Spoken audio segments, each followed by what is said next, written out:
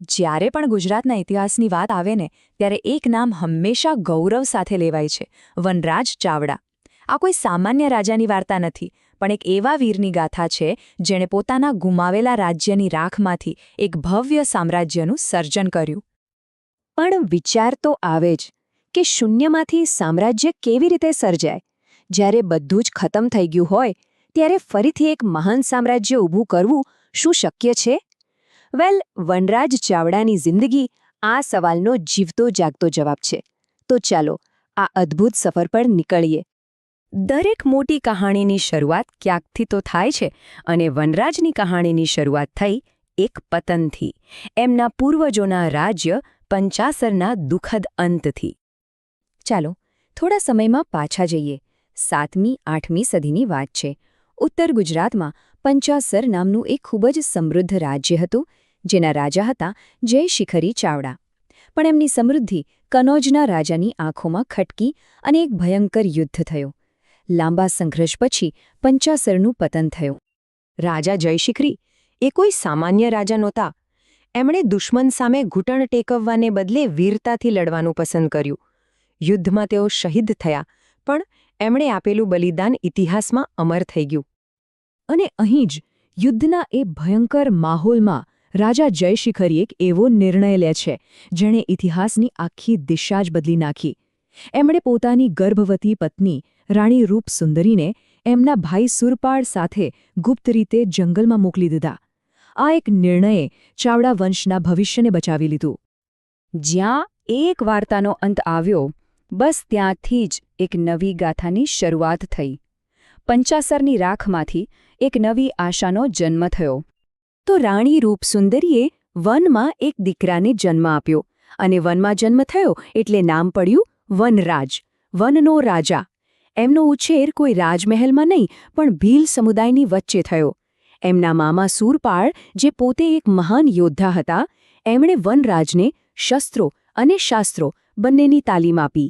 નાનપણથી જ વનરાજના કાનમાં એમના ગુમાવેલા રાજ્યની વાતો ગૂંજતી હતી. અને જાણે કે આટલું ઓછું હોય, વનરાજના ભાગ્ય પર એક દૈવી મહોર પણ લાગી. એક દિવસ જૈન મુનિ શીલગુણ સૂરીની નજર એમના પર પડી, અને એમણે ભવિષ્યવાણી કરી કે આ બાળક માત્ર એક મહાન રાજા જ નહીં, પણ ધર્મનો રક્ષક પણ બનશે.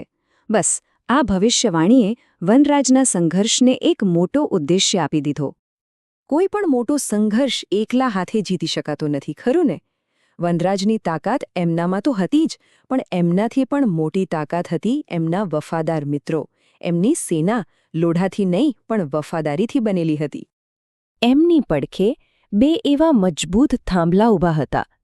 એક હતો અણહિલ ભરવાડ, એક ભરવાડ યુવાન, જે જંગલના રસ્તાઓનો જાણકાર હતો. એની વફાદારી એટલી અતૂટ હતી કે વનરાજે પાછળથી પોતાની રાજધાનીનું નામ જ એના નામ પર રાખી દીધું. અને બીજો હતો ચાંપોવાણીઓ, એકદમ કુશળ વહીવટ કરતા, જેની સલાહ વિના કોઈ મોટો નિર્ણય લેવાતો નહીં. ચાંપાનેર શહેરની સ્થાપનામાં એનો મોટો હાથ હતો. અને પછી વર્ષોના સંઘર્ષ, મિત્રોની વફાદારી અને વનરાજના અટલ મનોબળ પછી આખરે એ ઐતિહાસિક ક્ષણ આવી જેણે ગુજરાતના ઇતિહાસને હંમેશા માટે બદલી નાખ્યો. ઈસવીસન 746. આ વર્ષ ગુજરાતના ઇતિહાસમાં સુવર્ણ અક્ષરે લખાઈ ગયું. આ જ વર્ષે વનરાજ ચાવડાએ સરસ્વતી નદીના કિનારે પોતાની નવી રાજધાનીનો પાયો નાખ્યો. હવે રાજધાની ક્યાં બનાવી? એની પાછળ પણ એક મજેદાર કથા છે. કહેવાય છે કે અણહિલ ભરવાડે એક એવી જગ્યા બતાવી જ્યાં એક સસલું કૂતરાનો પીછો કરી રહ્યું હતું. આ અસાધારણ હિંમતનું પ્રતીક જોઈને નક્કી થયું કે રાજધાની અહીં જ બનશે. અને આ નવી રાજધાનીનું નામ શું રાખવામાં આવ્યું? પોતાના જીગરજાન દોસ્તના નામ પરથી, અણહિલપુર પાટણ. જોતજોતામાં પાટણ વેપાર અને શિક્ષણનું મોટું કેન્દ્ર બની ગયું. અને હા, વનરાજ પેલા જૈન મુનિ શીલગુણ સૂરીને નહોતા ભૂલ્યા. એમના પ્રત્યે આભાર વ્યક્ત કરવા માટે અહીં ભવ્ય પંચાસરા પાર્શ્વનાથ જૈન મંદિર પણ બનાવડાવ્યું. પણ વનરાજનું કામ ખાલી એક શહેર વસાવવા પૂરતું નહોતું. ના, એમણે તો એક આખા વંશનો, એક નવી ઓળખનો પાયો નાખ્યો હતો, જે ગુજરાતની અસ્મિતાના પાયા બન્યા. વનરાજના જીવનની વાતો પણ અદ્ભુત છે. એમનો રાજ્યાભિષેક ક્યાં થયો ખબર છે? કોઈ મહેલમાં નહીં, પણ જંગલમાં. એમની પોતાની બહેન શ્રીદેવીએ એમને રાજતિલક કર્યું હતું. એમણે લગભગ 60 વર્ષ સુધી રાજ કર્યું અને 109 વર્ષનું લાંબુ, પ્રભાવશાળી જીવન જીવ્યા. વનરાજથી શરૂ થયેલો આ ચાવડા વંશ લગભગ ઈસવીસન 746થી 942 સુધી ચાલ્યો. એમના પછી યોગરાજ, ક્ષેમરાજ જેવા રાજાઓ આવ્યા. આ વંશના છેલ્લા રાજા હતા સામંતસિંહ. એમના પછી સત્તા એમના ભાણેજ મૂળરાજ સોલંકીના હાથમાં આવી અને ત્યાંથી ગુજરાતના સુવર્ણ યુગ એટલે કે સોલંકી યુગની શરૂઆત થઈ. તો આખરે ચાવડા વંશનો વારસો શું હતો? એમણે ગુજરાતને શું આપ્યું? એમણે વિખેરાયેલા ગુજરાતને એક કર્યું. એમણે જૈન અને શૈવ બંને ધર્મોને સન્માન આપીને ધાર્મિક સહિષ્ણુતાનો પાયો નાખ્યો.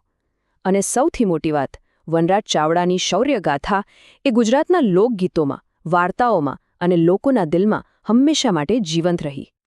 વનરાજ ચાવડાની આ આખી ગાથા આપણને એક ઊંડા સવાલ પાસે લાવીને ઊભા રાખે છે કે કેવી રીતે એક વ્યક્તિનો દ્રઢ સંકલ્પ અને સંઘર્ષ માત્ર એનું પોતાનું જ નહીં, પણ આખા પ્રદેશનું અને આવનારી સેંકડો પેઢીઓનું ભવિષ્ય બદલી શકે છે.